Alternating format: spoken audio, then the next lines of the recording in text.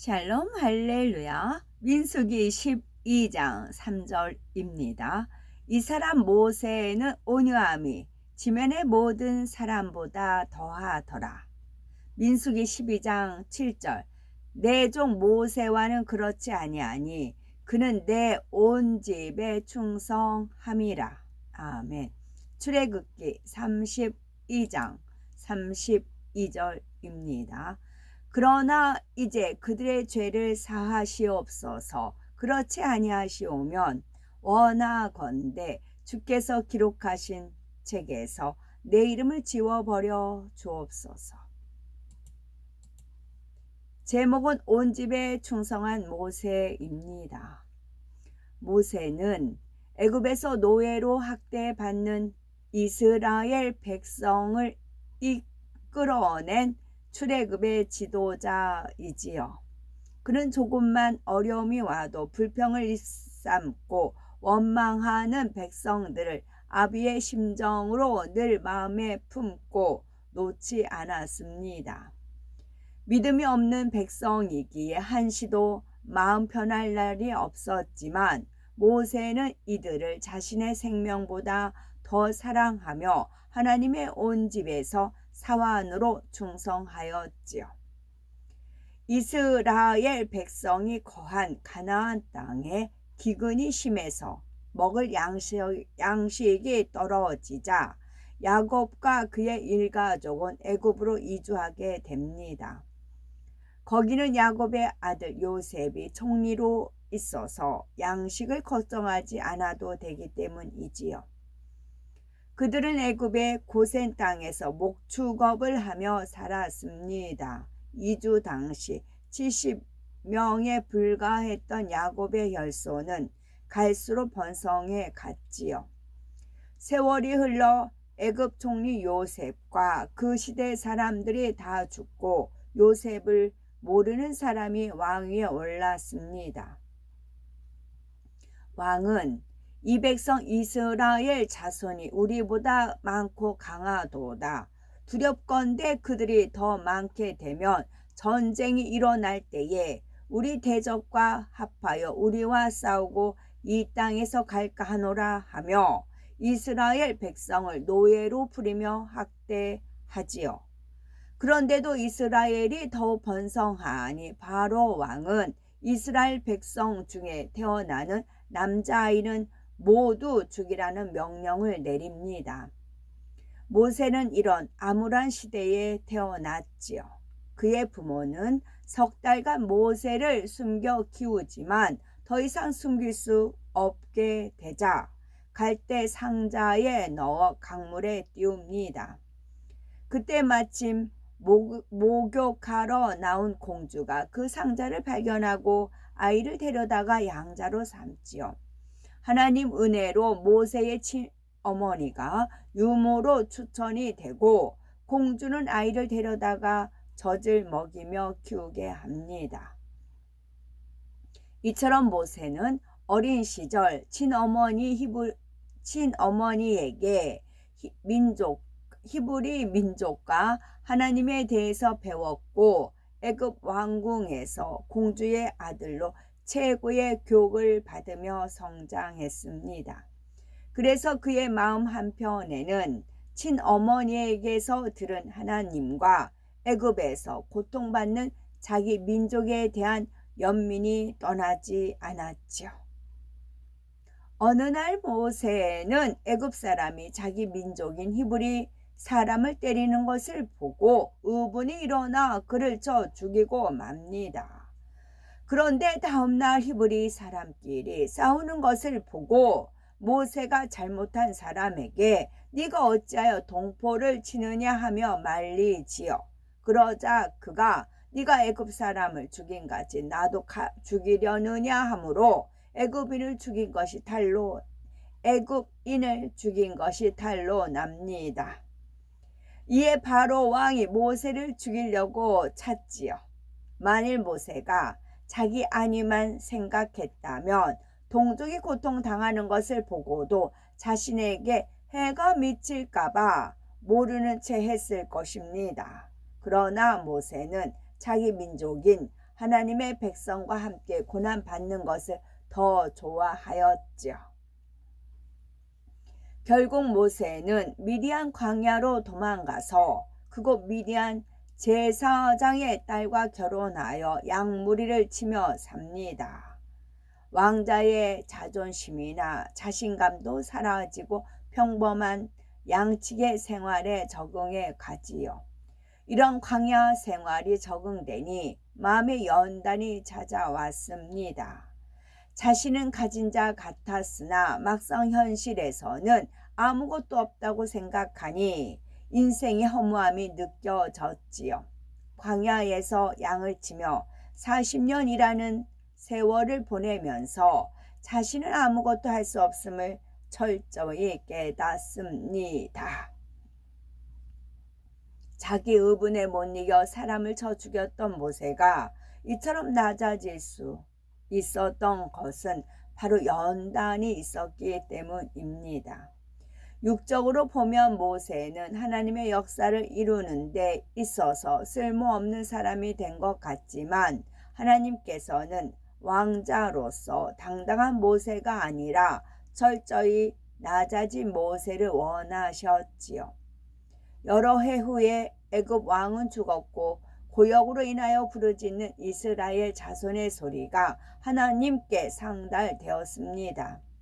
출애굽기 3장을 보면 하나님께서는 자기를 온전히 비운 모세를 불러 출애굽의 지도자로 세우고 큰 사명을 줍니다.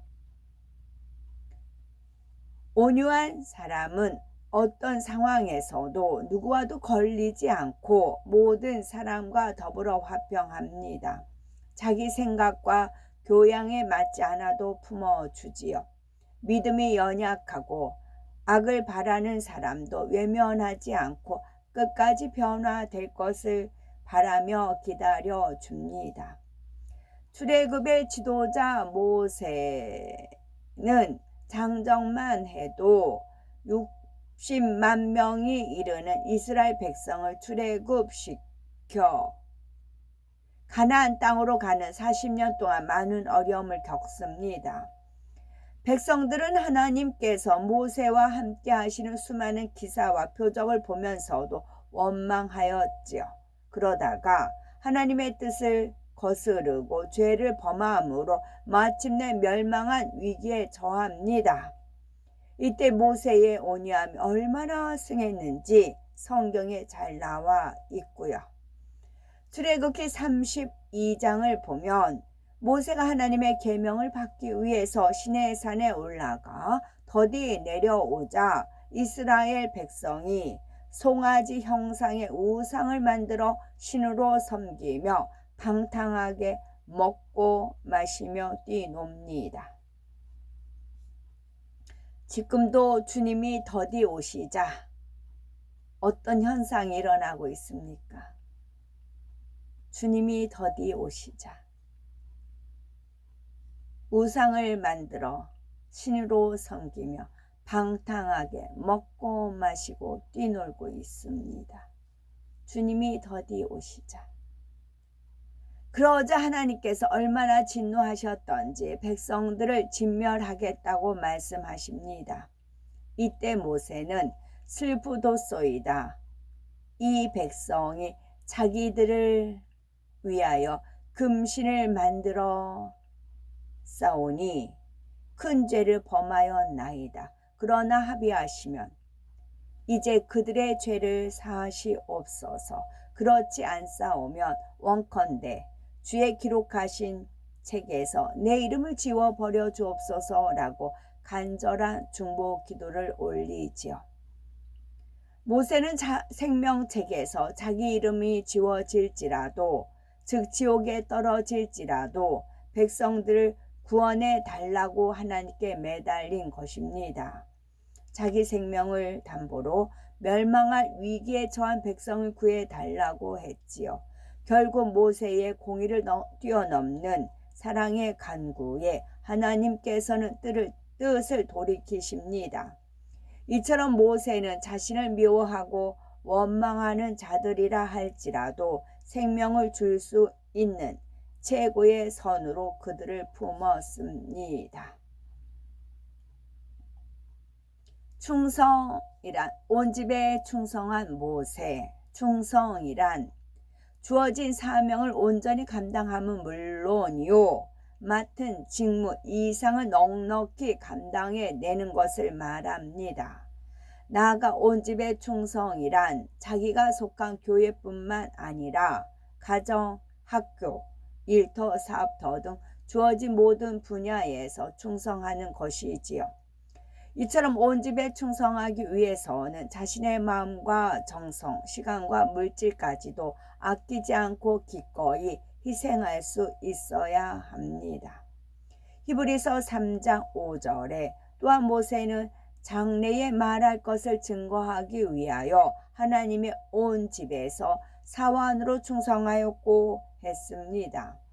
모세가 얼마나 자신을 낮추어 맡은 사명을 온전히 감당했는지 알 수 있지요.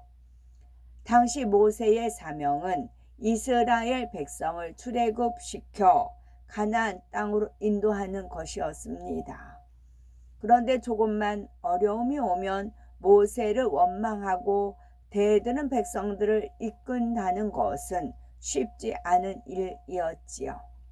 백성의 지도자가 되면 그만큼 져야 할 짐도 많고 심리적으로 압박감도 크게 다가옵니다. 하지만 모세는 책임을 회피하거나 사명을 포기하지 않았고 어떠한 어려움이 와도 하나님을 믿음으로 난관을 뚫어 나갔습니다. 아비와 같은 마음으로 백성들을 품었고 그들이 하나님께서 원하시는 백성이 되도록 최선을 다해 이끌어 갔지요. 이스라엘 백성을 애굽에서 끌어낸 날부터 생명이 다하기까지 모세는 단 한순간도 편히 지낸 적이 없었죠. 백성들로 인해 흘린 눈물과 그들을 위해서 올렸던 애통의 기도는 말로 다 표현할 수 없습니다. 이 백성들을 저버리지 마시고 하나님의 뜻 가운데 인도해 주시라고 늘 간구한 것이죠. 혹여 사명이 무겁고 힘들다, 놓고 싶다라는 마음이 든다면 모세를 생각해 보시기 바랍니다. 그는 이스라엘 백성을 애굽에서 끌어낼 때부터 생명이 닿을 때까지 충성하고도 열매가 적다며 민망히 여겼습니다. 이처럼 하나님께서 주신 사명을 감당함으로 잘 감당하여 풍성한 열매를 거두시는 복되고 아름답고 거룩하고 보배로운 우리가 되어야 되겠습니다. 아멘. 모세의 선 첫째는 죄악의 낙을 누리는 것보다 하나님의 백성과 고난받는 것을 택했지요. 두 번째, 연단 중에도 하나님을 믿으며 모든 것의 중심에서 감사했습니다. 세 번째, 지면의 모든 사람보다 온유함이 승하였지요. 네 번째, 온 집에 충성하였습니다. 모세의 선이지요. 아멘.